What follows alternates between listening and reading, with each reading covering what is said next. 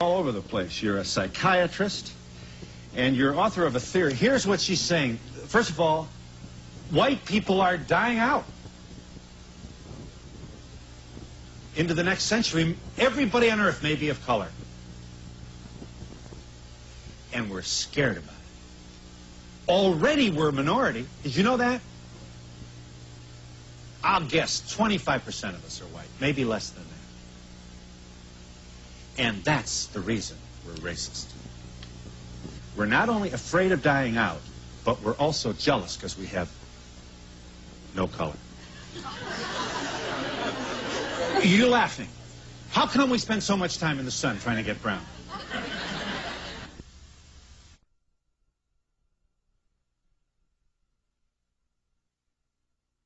Can't make a baby of color. And that's the reason for racism and lynching.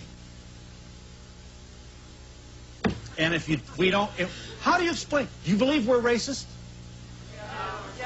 No, we're not racist. Yes, we are racist. What is this, an accident that all the cities are becoming blacker and blacker while the outer reaches of major metropolitan whiter and whiter? That's an accident? Oh, come on. When you get on an elevator and you're the only white person on the elevator, how do you feel? What'd she say? What'd she say? Frightened, she said? Oh, she's scared of elevators. Okay, here we go. Frances Cress Welsing, M.D. You are a Washington, D.C.-based psychiatrist, and you're author of the Cress, your middle name, we should say, theory of color-confrontation and racism. You call racism white supremacy. To be sure, a provocative and controversial theory on skin color and oppression. Well, I'm ready. So is this mostly but not exclusively white audience. Let them have it, Doctor. Boy, oh boy, you need an escort to get out of your speeches? No, now, let me just give you a little background. This paper was written approximately in 1969 and presented in 1970. It was written for a group of black psychiatrists who were looking at racism. Yeah. It was also written because as a psychiatrist and working in a hospital trying to treat black people and white people, but recognizing that the majority of the problems that black patients had in a psychiatric hospital, when you took a history, you would run smack into racism. So I knew I had to understand racism to help solve the mental health problems of black people. So out of my brain computer, putting in the question, why do we see this behavior? Why have we seen it for hundreds of years? So I thought about these two things, basically two facts, that even though the white population says that people of color are minorities, that it is the white population that is the minority on the planet. That's the reality you're saying. That's the reality. Yeah. That in spite of the fact that black people, non-white people have heard over and over again, you're genetically inferior because you are non-white. That in reality, white skin is a genetic recessive status, not as said by Frances Welsing. You see, meaning that if you and I were to have a baby, the baby would have color, and you make the contribution and I don't. That white so plus what? colored. Well, wait a minute. It's not Frances Welsing that is concerned about the disappearance of white. Ben Wattenberg just wrote a book, The Birth Dearth. There have been multiple articles in the newspaper talking about the decline of Western populations. Yeah, here's the Washington Post, just to name one. We are a depopulation bomb, the withering of the Western world. Here, incidentally, this was the percentage of the West's population in 1900, the turn of this century.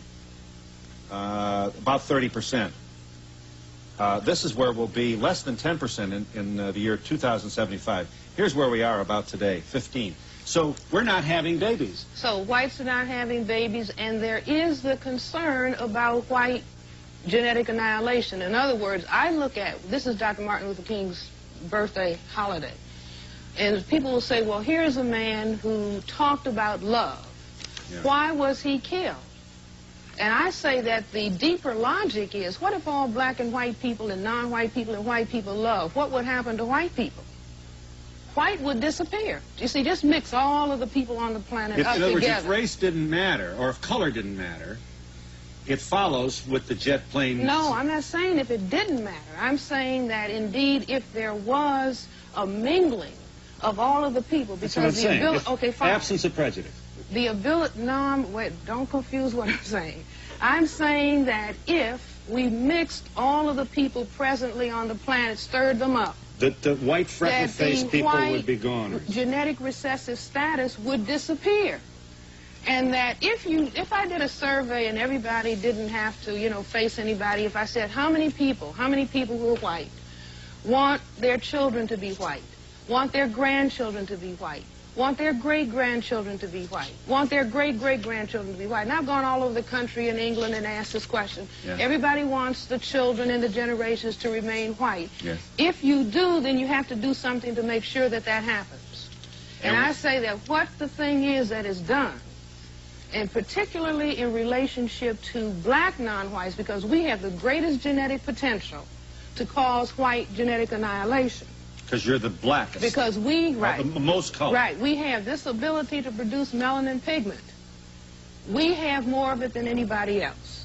And so the most pressure is on black people. As a matter of fact, the black people learn, all non-white people over the world learn. If you're black, stay back. If you're yellow, you're brown, stick around. If you're yellow, mellow, white, right. I can go to England and the people can just say the same thing. Doesn't matter whether, if you go to the Philippines, because there has been a confrontation of brown with white.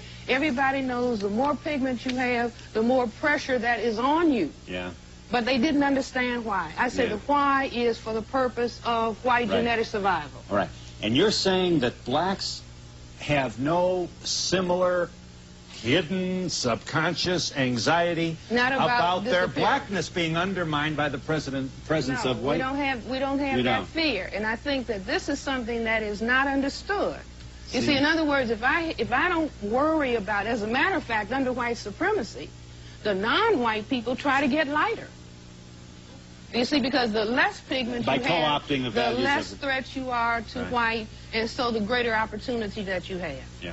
The mass inability of whites to live and attend school in the presence of non-whites, manifested by the patterns of black and white housing and education throughout this country, and indeed throughout the world, is seen, according to your thesis, in terms of the color-confrontation thesis, as the apparent total psychological discomfort experienced by whites in situations in which they must daily face their color inadequacy when they confront their neighbors of color. You go on to... I predicted. Look, I wrote that in 1970. I said you cannot have integrated housing. You cannot have integrated schools. You still believe that? Well, I mean, the evidence. I always look at the evidence. If Mr. Black and Mr. White live next door to each other, they have the same job, the same income, the same car, the same furniture. Yeah. They both walk out of the house in the morning. Good morning, Mr. Black. Good morning, Mr. White. Yeah. But Mr. White is still looking, but you've got something that I don't have. You're saying he's saying that subconsciously. Saying, right. Now, wait a minute. All right, we'll give you a chance in just a moment. Wait a minute. Now, wait a minute. Let's look at They're nice people. You're really going to like them, I promise you. You know, once in a while, you know, a couple of them stop before they come up here, and you got to keep them in. Let's look at this. You know, go ahead, look at it. Very fortunately. Now, let me just understand this. See, the reason they're groaning is, you know, that's an awful bad rap to take. Let me just arrogantly try and reword what I think you're saying. Now, don't get crazy. Let me see. Please, Mr. White is looking at Mr. Black, and he's not consciously saying, don't you dare. Not consciously. So it is under here. Not consciously. I mean, we could go on for 3 hours. Not consciously. All right. All right. Okay.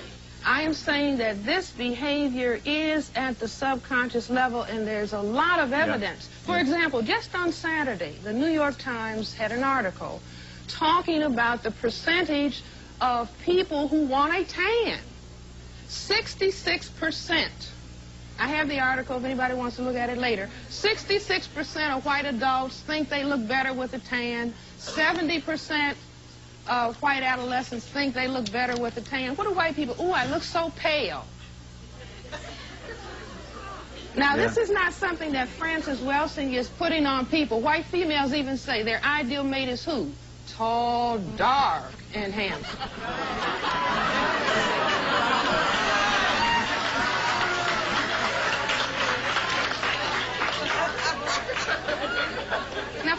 I mean, wait a minute, okay. just a minute. That whites do indeed desire to have colored skin can be seen by anyone at the very first signs of spring or summer, when they begin to strip off their clothes as many pieces as the law will allow, often permitting their skins to be burned severely in an attempt to add some color to their white, pale, colorless bodies, rendering themselves vulnerable to the dreaded skin cancer in the process. Most cosmetics also are seen as an attempt to add color to their skins. Such coloring makeup is even now being provided for the white male. Well, guess who has you-know-what on at this moment? And if you don't mind my saying so, I do. I put it on myself. I don't go to makeup. I have a shine on my nose I've got to take. But I feel better for a little color. And I've got the whitest skin in the whole neighborhood. I'm telling you, no kidding. I'm not bragging. I'm saying as a matter of fact. This is not, my discussion is not about making fun of white people. My discussion is trying to explain behavior. People come to psychiatrists. I value your effort here. Why am I doing this? For example, when I was a very small child, I wanted to understand why black men were lynched. I asked my grandmother and parents, why would this be done? And my grandmother gave a statement. She said something like, well, some people just want to act ugly.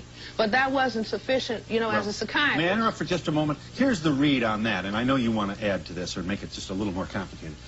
The black male was lynched and often castrated because of the white male fear of the black male's, the myth is the black male's extraordinary sexual capacity.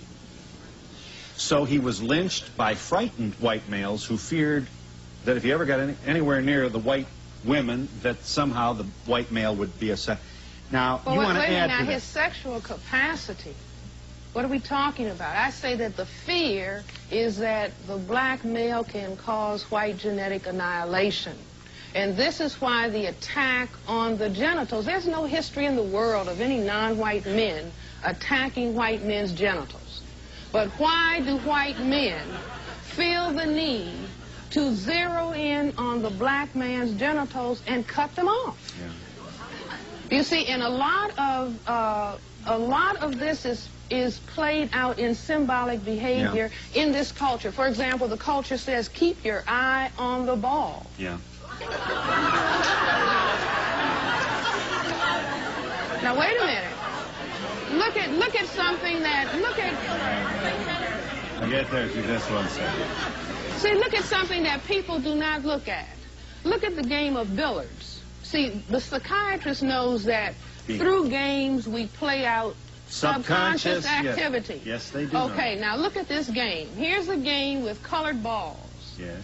All over the table. And guess who gets to shoot the ball? The white ball knocks all the colored balls under the table.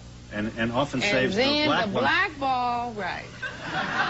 Till last. Till last. Because there's a specialness about the black. Yeah. Let me, Dr. Welsing, let me, now, you're not surprised at the response of this audience. Just a couple of things here for the sake of our conversation. First of all, we welcome your contribution. That is, for what it's worth, I certainly do. Which does not mean, therefore, that I or this audience necessarily agree with everything you say. But let me tell you what I think is important. I don't think we've asked enough questions about this thing called racism, which has, in my opinion, the capacity to bring us down as a nation, if not, certainly not only here, but in many parts of the world. It is in the American bloodstream, and it's especially manifest here. So good for you trying to figure this out, because it's my, no kidding, it's my opinion not enough smart people are really speaking to we run away from this. Another point you make, you think the token black is an effort to assuage this hidden feeling that we have? Is that, how do you explain? Well, the token black, I mean, you might say that was under pressure. Do you see? That you have to, the civil rights movement, you have to include some non-white people. But every effort is made to move around that. Mm-hmm. And I understand, I mean, it's tragic, and it's injustice. Yeah. And I'm not just saying here, I'm saying all over this planet, whether we're talking about South Africa. And see, one important example that people do a lot of surface talking about is the Holocaust. See how quiet it is? Well, the Holocaust in Germany was because what? because the Semites of the Jewish religion were said by the Europeans to be non-white people. The Holocaust didn't just occur. So you think that there's Wait a minute. Do you see what I'm saying? If we have denial going on about this, all you have to do is look at what the Nazis are saying today. What the Klan is saying today. So you're saying anti-Semitism has the same root? If you read Hitler, if you read all the documentation... Anti-Semitism has pigmentation as it's under the... Had to do with the Semites. Look at the part of the world that the Semites come out of. I say that the word Semite comes from the Latin prefix semi, meaning half. Yeah. It's a word like mulatto. It means a combination of black African women, Greek and Roman soldiers, and you had that mixture. 2,000 years of continuing mixture in Europe made a lighter group of people. Okay, can I just... that were still considered to be non-white. When you use lighter and... you say recessive, and you use the word recessive gene. I think I know what that means. This is not my language. This is the language of formal genetics. That's true. But you equate recessive with inferior. Now, just hang on one second. I don't claim to be the first one to bring this to your attention, but aren't you dangerously close to Joseph Mengele with all this? No. How about Shockley? No. Wait a minute. No. What I am trying to do is explain some very, very important behavior on the planet that other people have shied away from dealing with. Yeah.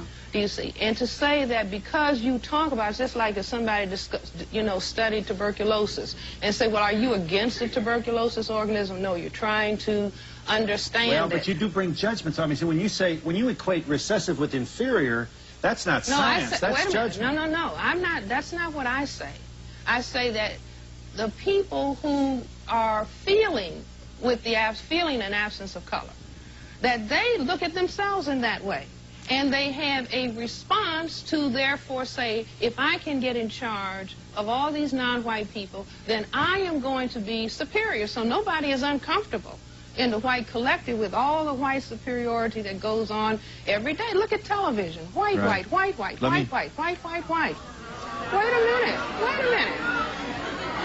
All right, I got it. Hold on a minute. Look at... All right, hang on just 1 second. Goodness. Hold 1 second. There are a couple of things which you... listen, there are people out there who say, look at all the progress we're making. Look at the Urban League report. I am not one of those people. Nevertheless, there are examples of integrated communities. Truly are. But see, the answer is not a question of are there a few black people living where white people live. The issue is that if we are going to have peace on the planet, there has to be justice. And white supremacy, where you have the tiniest number of people on the planet holding down the vast majority of people on the planet, happens to be the highest form of injustice. Yeah. And so if we are going to have peace, see, I'm not talking about destroy white people, I'm saying, but we do have to eliminate white supremacy. And I say in the back of that paper, the challenge to white behavioral scientists, help people who classify themselves as white become comfortable with their color and comfortable with their minority status, so that they are not feeling negative and then mistreating all of the people that they say are, what, non-white. Right. Are you there, caller? Go ahead. Yes, I'm here, Phil. Hi. First of all, I'd like to say that I'm white. I can't believe that she's saying that the white people would like to be, I'm assuming she's saying black, not of a darker skin color, but black. I myself am very, very fair-skinned, brunette with green eyes, and I have no desire to be dark. Why? Why? I like my color. I was attractive enough that I went to modeling school. I do admit that I do use blush. I do not use blush to, as you say, give myself color. I use it to accent my cheekbones, give myself better appearance. Do you sunbathe? No, I don't. And as a matter of fact, I love the beach, and my husband and I, when we've gone to the Bahamas a few times, when we have, I have to wear sunscreen. You know, I don't turn tan. Okay. I get red. Right. I grew up on the beach, and I had a minimal tan. But you see, but I'm asking. Well, hang on 1 second. I want to be clear. Is she saying I want to be dark, but I don't want to be black? Yes. Yes. Yes. Yes. And So you'd like to be a little darker than you are? No. No, I wouldn't say so. I'm very pleased with my color. Well, then why do you put rouge on? To accent my cheekbones. Highlight the cheekbones. But why do you suntan? Because the American Dermatological Society would She prefer... doesn't, probably for that reason. But she goes to the beach. She does go to the I beach. go Well, to the beach because I like the water. I gotta go. All I right. like the water. I grew up in California. Let me try one more. Are you there, caller? Go ahead. Hi. I'm also white, and I'm very comfortable with being white. I think that it's crazy to think that white people want to be black. You know, we might want to have a little color, but I wouldn't want the features of a black person. And as far as... The what? What's she She saying? does not want the features of a black person. Do you see, this is... Hold on. Wait a minute. Yeah, in other words, that's racism, but pigmentation isn't? Well, no, I'm saying that to say I wouldn't want to be, I mean, I can be happy who I am and not say something is negative about the other person. Well, look, we've got a break here. Is there a, you know, one of the agonies here is half of this audience does not believe that they're racist. Oh, wait, well, let me... I am not more than half. Let me ask this. You can't fix it if you don't know you have it. But wait a minute, I want to ask... How do you explain what's going on here in this country? I want to say then, who is? That's like going to Germany. I went to Germany in 1957. And I wanted to live with German people and ask them, did they understand what they were doing? Yeah. You know, taking their neighbors away and burning them up. Did they understand what was happening? Yeah. Everybody that I talked to knew what was going on. They did nothing. But if you go and say, well, now, who believed what Hitler was saying? Nobody. Everybody says no. You see, every single person says, no, so I didn't have anything to do with it. the people who are saying they're not racist, you're accusing them of not doing it. No, I'm not accusing. What I would do is, if you have to take a break, is give my definition. You see, give my definition of what I say that racism is. A functional definition of racism, white supremacy, which you identify with white supremacy, is therefore, for all practical purpose, as follows. The behavioral syndrome of individual and collective color inferiority and numerical inadequacy, which includes patterns of thought, speech, and action as seen in members of the white organization or race. And we'll be back in just a moment. People are racism. Okay, there is a lot of people who do have that in them, but I think the majority of the people like people as they are. And if you're educated... You mean you like your kind, you mean? No. All kinds of people. It doesn't have to be your kind, because so I can look at a person... any of it? This thing we call racism? No, because I live in Colonia, and we have a whole development of black people. Okay, and... Well, wait, no, I went to school with them, okay, and I learned to deal with them. I think that if you learn to...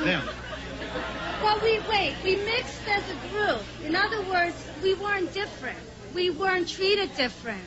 We weren't treated different, so we were all one kind of person. Hold your thought. You hang on a minute. What's the matter? What? This study that was done in 69 and 70, I'd like to know what she's done lately to erase and eradicate racism and to improve How do you situations. feel about what she's saying? I don't care for it at all. I want to just say that I feel I am a racist, but every black that calls Whitey a Whitey is also a racist. And Wait a minute. Let me answer that. You see, within a family, people might call each other names.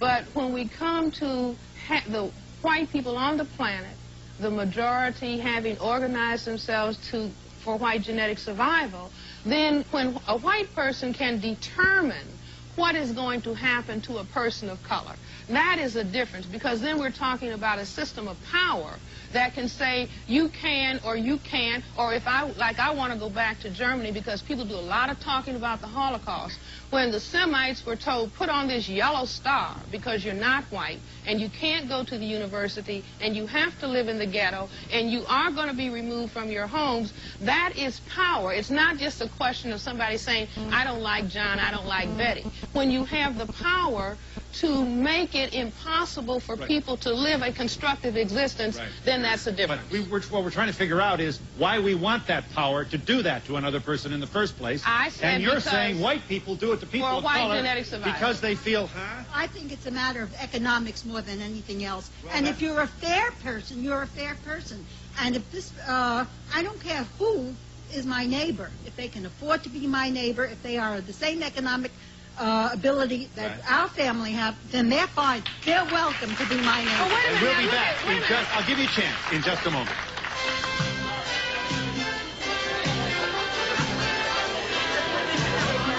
Everything's studied. I mean, figure it out, we study it. Except racism, either whatever scholarship there may be about it, we seem to be running away from, or we're not attracting our guest, except some of the big academics, to this issue. You wanted to say. I'd like to know why Jimmy the Greek had to be fired from CBS for his opinions about blacks, and she can come on national TV and give her opinions about white, and she's not going to get fired from her job. White people can't talk anymore. He got it, and then everybody it's ridiculous. And now he has to go write apologies to all black. Well, I was just going to, I don't think that you can equate what I'm saying to what he said. I mean, you might, and Blacks are moving away from their own. See, let me say this, that I'm not surprised that, you know, what I'm saying might upset people. Now, if you just look, all of the studies that people who say they're white do on black people, the blacks this and studying the blacks that and studying this, saying this about blacks and saying, I mean, the literature is just packed. But from a behavioral standpoint, I do not think we have to have an explanation. See, that the Cress theory, that's one person's idea. I challenge everybody in the audience to write about white supremacy behavior. What is your idea about it? Put your idea out there so that you can explain this very considerable behavior on the planet. I'm not sure you're going to get the majority of the white community to agree that the majority of the white community is engaging in it. But wait a minute, let me say this. See, I'm not here complaining about what people who classify themselves as white. I made an analysis. I said that basically I see that people who classify themselves are trying to survive genetically. And I am not saying you cannot do that. But I am going to say what it is, and I really advocate that non-white people on the planet stop expecting for white people to commit genetic suicide.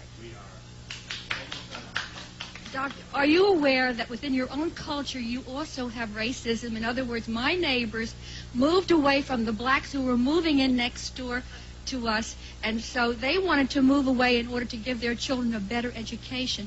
I'm talking about Jersey City, where I am coming from. What's your point? And my point is that you also have racism within your own culture. What are you saying is the racism? In other words, blacks do not want to live among blacks. They have their own social order. In other words, if my doctor next door to me is black and he prefers not to live among the culture that's moving in to my neighborhood, this happened. I'm evidence of it. It happened many years ago. Well, are you saying that let's say if you address people of Irish descent, if they move because they have a higher income, are you saying they're conducting racism against their own people? I think that you're clouding the issue. I think that you're clouding the issue about black and white. Over here, please. I want to give you more time, and someday I'll be a czar, and I'll have all the time. Yeah. Yes, I do believe that there is a such thing as racism among black people, but I believe it's in response to white racism, as opposed to, you know, black people just want to go out and get white folks. If you jump on my bones enough, I'm sooner or later going to call you names, or my kids are going to call you. It's self-preservation. Yes. I believe there's racism everywhere, but I think it's more like you're not used to people, you hang out with your own group, and that's true. But why is that? Dr. Welsing is offering here a kind of anthropological theory of racism, which has to do with our fear of, that is to say, white people's fear of their diminishing numbers.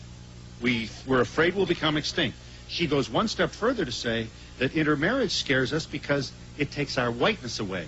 And if everybody were free without all these terrible prejudices and fears, then it certainly, common sense would allow us to conclude that at some point down the line, no whiteness that is to say, as we think about it in the West, would be left.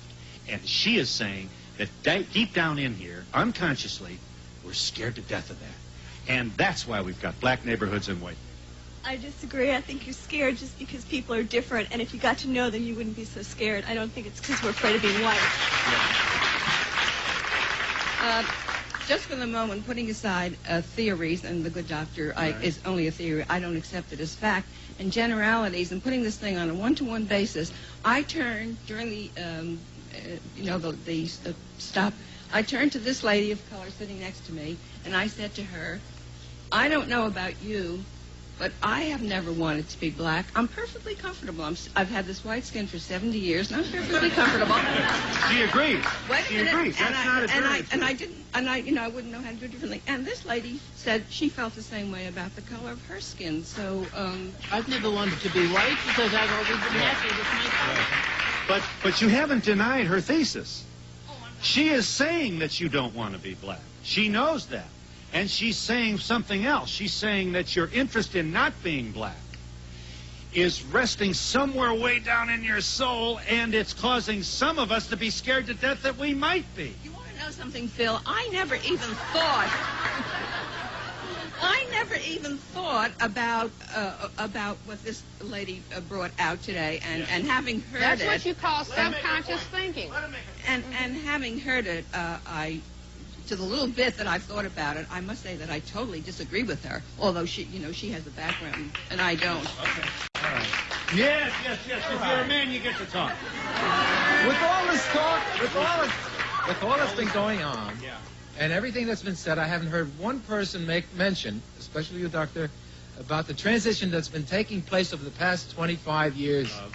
Of 20 years ago, whoever heard of a black mayor in the city of Montgomery, Alabama? I have a business in Patterson, New Jersey. Joe Clark, the principal. Yeah. Well, Joe Clark, he's doing a fantastic job. He's black. What about all these other things that are happening?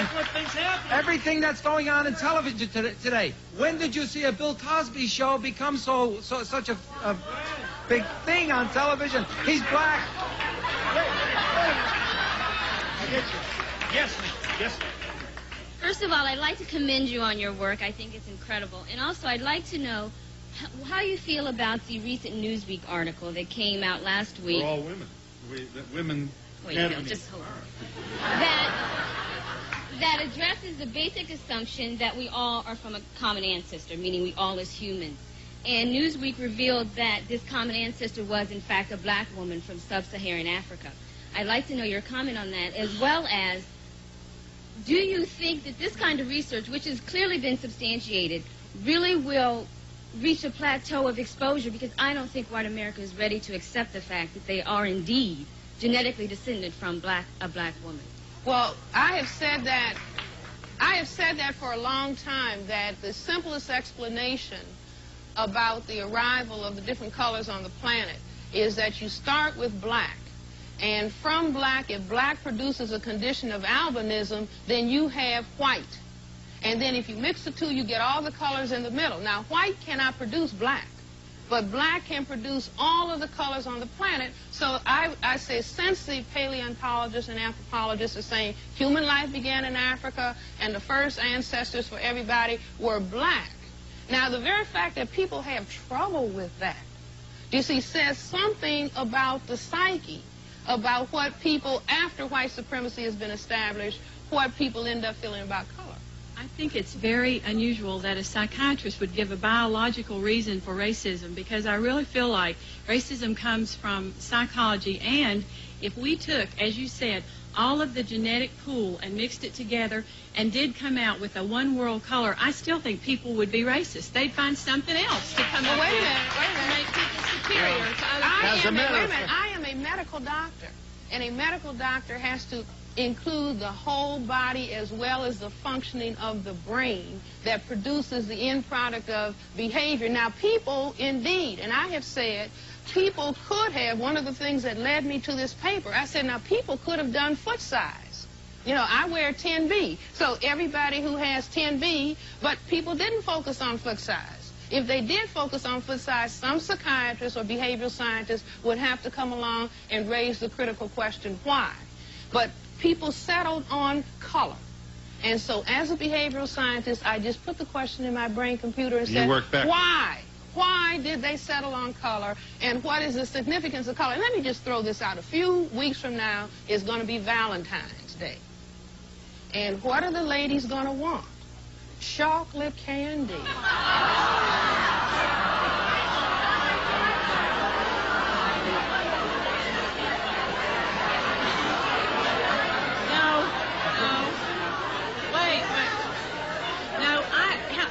Wait a minute, don't leave me. Really, that's beginning to sound a little paranoid to me, you know. Well, yeah. Why? Let me ask you this. I'll tell you, you know who asked this question on my show? Why do white people say chocolate is erotic? Why is chocolate cake devil's food cake and white cake is angel food cake? Muhammad Ali asked that question on this program. And we'll be back in just a moment. What? Yeah. Assuming for a moment that your theory is correct, what steps do you recommend to eradicate racism? Well, I would like the people who classify themselves as white to really get in love with their own color and the fact of reality that... Wait a minute. They're angry that you suggest they aren't. Well, wait a minute. You see, the proof of behavior is in what you do, not always what you say. But if not that, I advocate that people, black people, non-white people, begin to look at it like a chessboard and understand that if people who classify themselves as white are playing for white genetic survival, then they cannot do the things that black people expect them to do, like help across the board. And that black people are going to have to get accustomed to playing the black side of the chessboard. It's not about hate. See, when you sit down to play chess, you don't hate your opponent. You just know that the white side of the chessboard that always moves first, you see, is playing offense, defense, and the black side has to play defense, offense.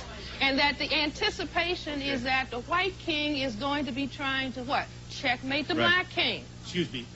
Let me just get a couple of other of your observations. First of all, William Raspberry had, I thought, a very insightful article about you. Talked about lap time. That's a big thing with you. Children who are babies, infants, who don't get the, hi, we're glad you're here, tactile kind of.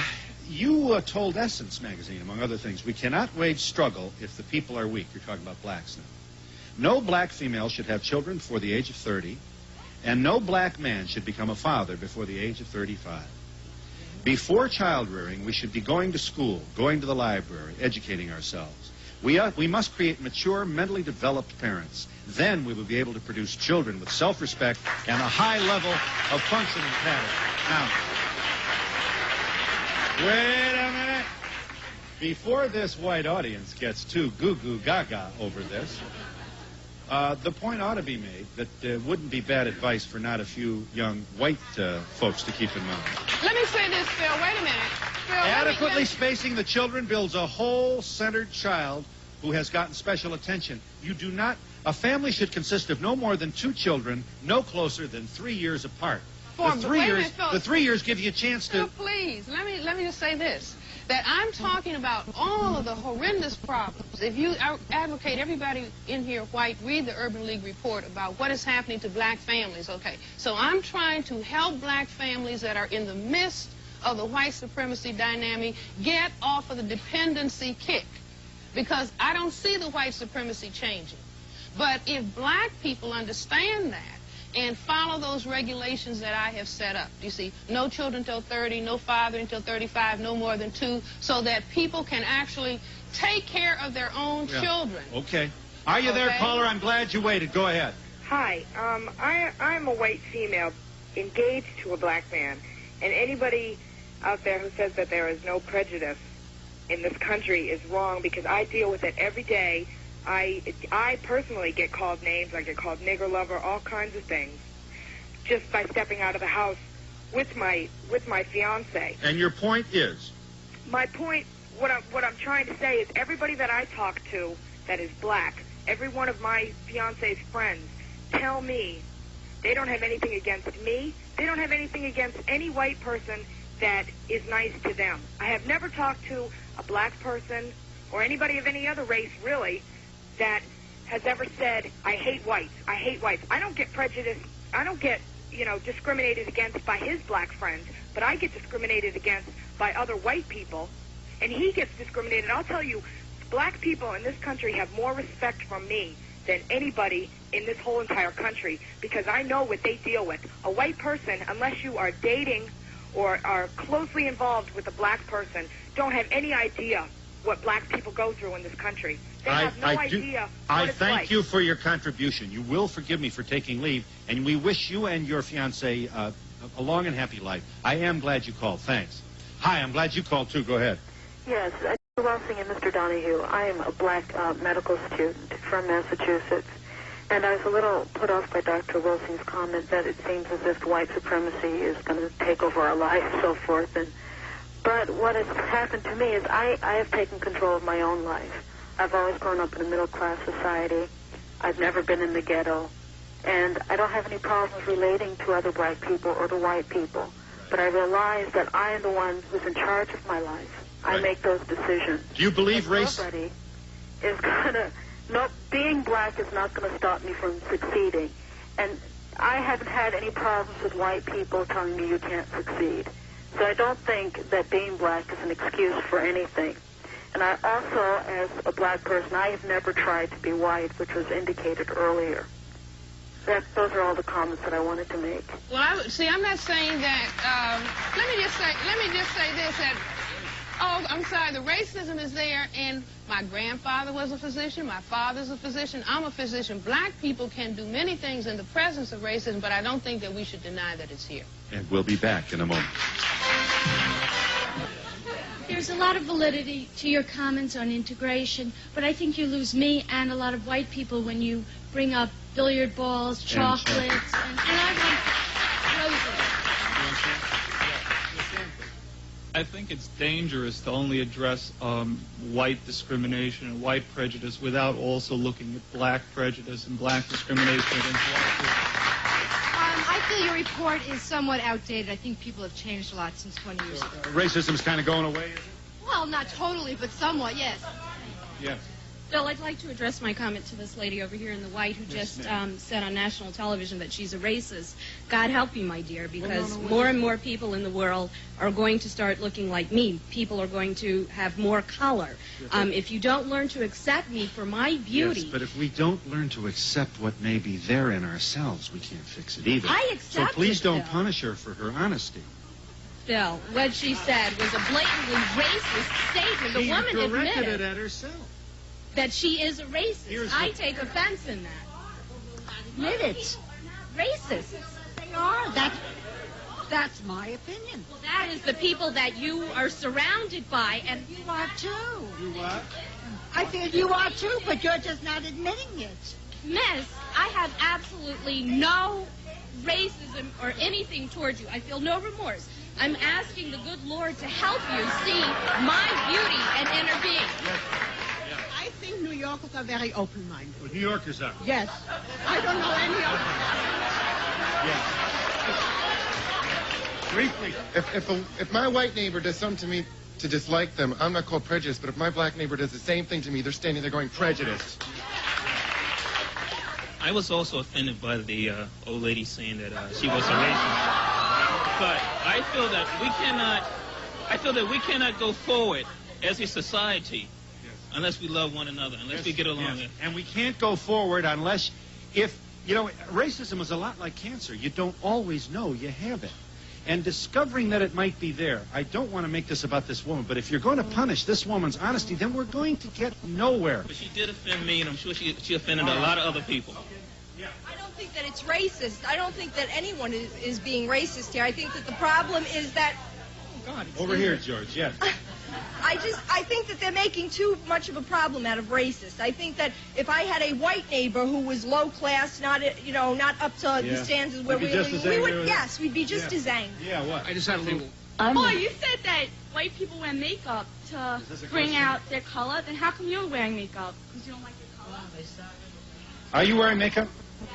Yes, I have makeup on, but I think that you do have to acknowledge that the whole sun tanning industry and the makeup is because it is white people who are saying that they don't like their color. In Africa, people had all different color, you know, makeup on.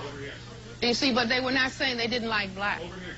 Excuse me, earlier in the show, when Phil said, is there racism, the audience was very quiet, and he said, come on, we know it's there.